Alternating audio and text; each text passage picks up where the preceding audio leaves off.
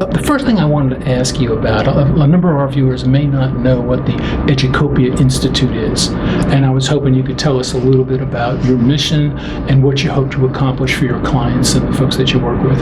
Absolutely. So Educopia is, above all else, it's a catalyst. It's designed to be a very lightweight, really lightweight nonprofit that binds together communities of people. So the majority of our work, the kind of line that really runs through everything we do is community facilitation, usually with cross-stakeholder initiatives, so really trying to bridge groups that don't talk regularly.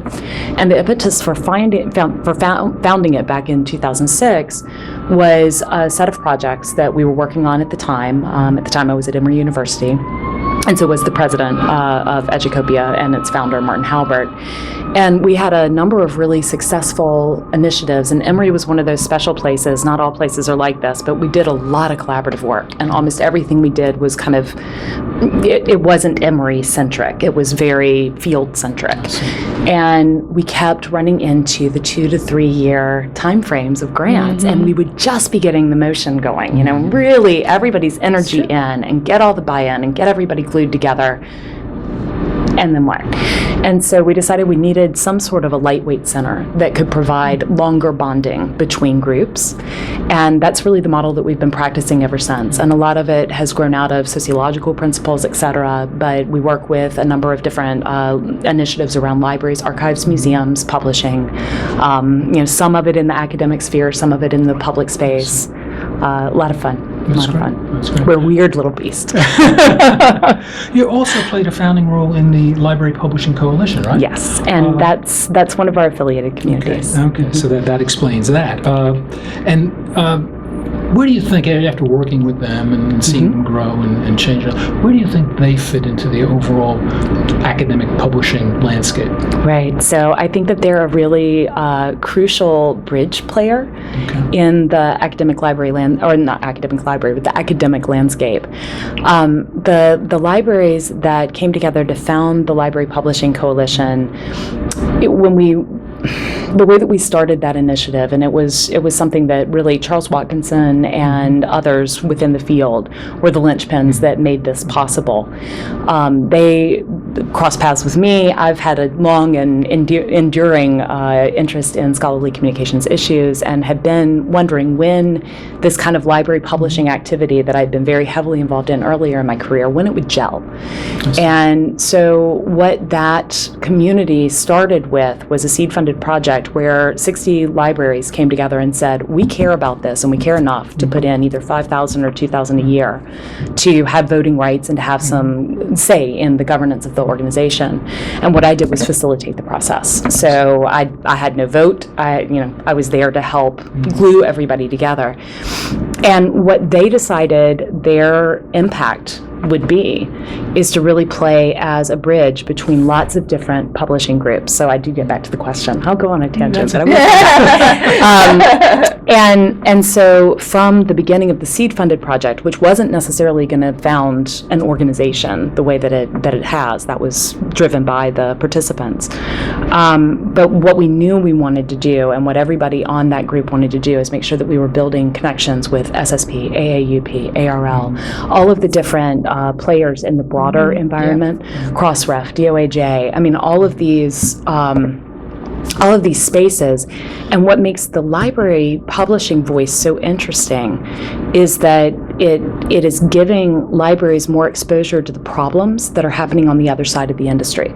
So for a long time, the libraries were kind of the recipients of the problems in their own eyes, which wasn't, it wasn't really the case, but that was how it felt from the library perspective. There was a very library-centric view of how publishing and the cost of publishing and all of those kinds of things were operating. As libraries have gotten more invested in all of the different aspects of publishing, they're starting to understand the landscape. And I would say that they've got a linchpin view because they can see both sides of it now. And then they're able to help bridge some of the groups that otherwise would not be talking. In a sense, you provided the bridging services for them. to get them connected with other That's what players. Educopia is there for. And they operate as an affiliated community of Educopia now, but that's a very specific designation, and that's the way that the kind of programs of Educopia run. We have 3 of those. They're all autonomous to the degree that law provides. So we're the 501c3. Educopia provides the hosting apparatus for these communities, but all of the governance decision-making, all of the budgetary information, all of that is in their hands, and it's their decisions. And so they really are the drivers. Essentially, you're forcing us to you're putting us in a position of thinking globally, not locally. I want people to think at the field level. Yes, exactly. Yeah, exactly. The thing that has driven me crazy ever since I first stepped into this field in 99, 2000, while I was a graduate student, so I was seeing things from a very different perspective, graduate student in sociology and American studies, and it just drove me absolutely crazy to see how insular the views were for libraries, where they were looking very close. And then as I got to know some of the other players, each one of them were like looking at this little piece of it, and it's like, but wait, like if you just focus on your campus or your little piece on your little campus, then all of this is being given up. If we can all elevate our view and start thinking at that broader view, then we've got reasons to work together, and we can actually shape what we're going to be working in 20 years rather than having it shaped for us by external conditions. You really can't see much from within the silo. No. You just, Right. And if we can think together. Yeah. Because Which is not comfortable. No, But it's exactly, necessary. exactly. So I was looking at the website for Educopia, and digital preservation is clearly on there as one of your interests, or one of Educopia's interests. So what do you think academic libraries, what is their role in that?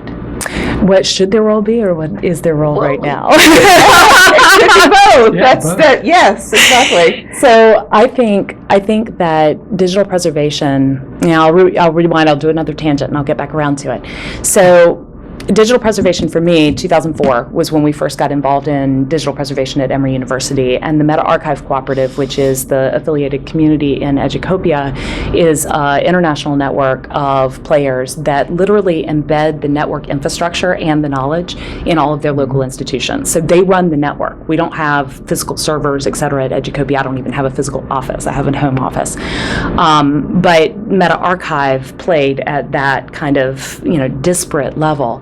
And one of the things that was crucial about that was, and a lot of the Educopia model has grown out of this experience, is that they needed to own it. They needed to feel that ownership and really participate in the process and know that they were in control of digital preservation, because nobody was taking responsibility for it. People were kind of talking around it from 1996 forward, especially after the Don Waters report. But digital preservation wasn't something that was actively being pursued, and if it was happening again at that local level. Right.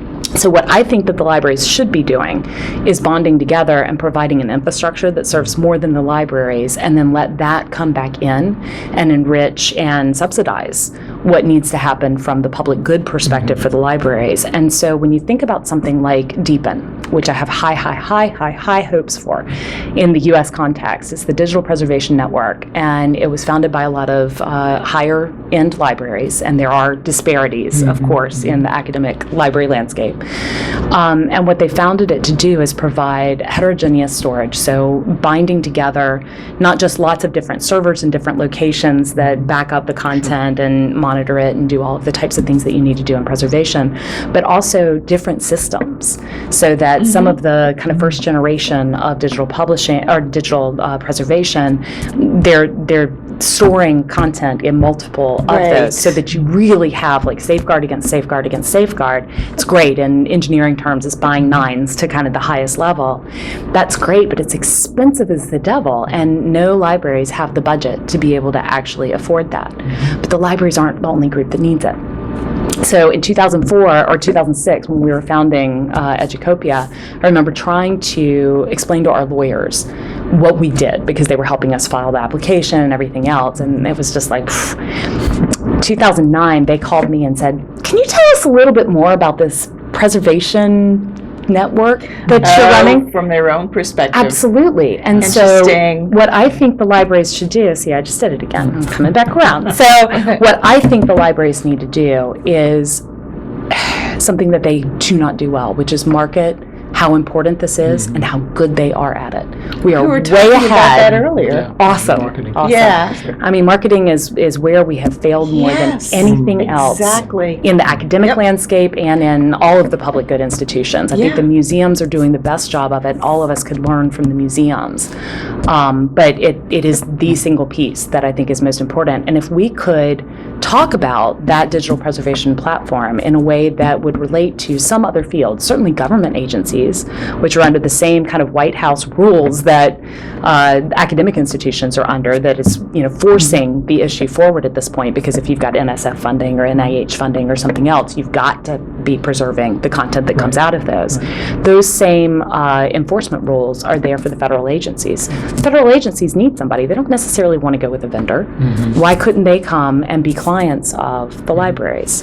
And so and then you can imagine other, not all groups, but other commercial groups, architects, or, various subsectors that could potentially feed into this. And then what that would do is, at the same time, it would elevate the image of the library in the public imagination, because everybody's hitting this now. People are losing their photo collections, and so there's this personal aspect to it, or they're losing the videos of their kids, whatever. Yeah.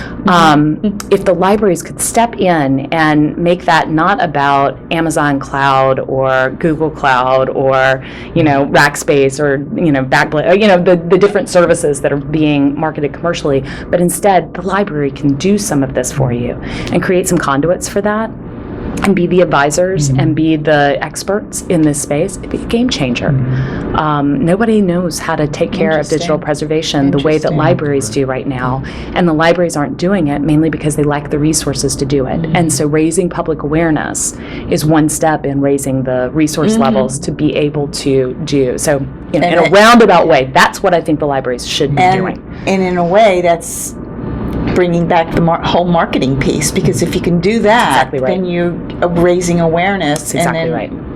marketing will take care of itself in essence. Exactly. And I mean, one of the things I can remember back in 2006 when I was at NDIP meetings, the National Digital Information Infrastructure and Preservation Program, which I got really good at saying, which was a Library of Congress program, amazing funding stream for digital preservation research and application in the first generation. And I made this point in one of the first NDIP meetings: where's our marketing budget? Like, you guys have got to be talking about this.